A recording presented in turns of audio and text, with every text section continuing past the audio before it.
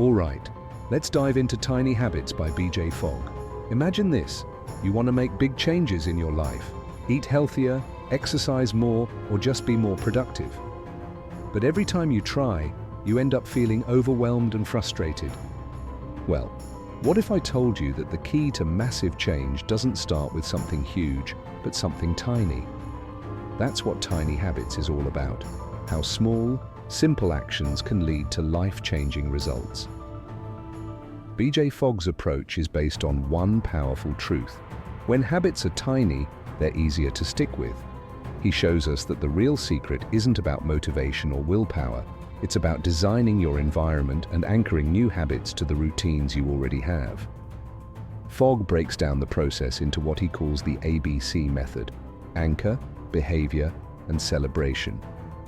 You start by anchoring a new habit to something you already do, like brushing your teeth or having your morning coffee. Then, you perform a tiny version of the habit. Want to start exercising? Don't aim for 30 push-ups, start with just 2. And the final part? Celebrate your success, no matter how small. This positive reinforcement helps wire the habit into your brain. One of the most surprising ideas in Tiny Habits is that emotions, not repetition, are what make habits stick. By celebrating even the tiniest wins, you reinforce the habit emotionally, making you feel good about your progress. Over time, these tiny habits grow into larger, more impactful routines.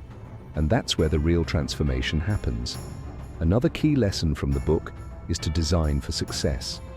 Instead of focusing on what's wrong with you, Fogg encourages you to change your environment so that good habits are easier to form and bad ones are harder to maintain. Want to snack less? Don't rely on willpower, just keep unhealthy snacks out of sight. Fogg's method is all about simplicity and focusing on progress, not perfection.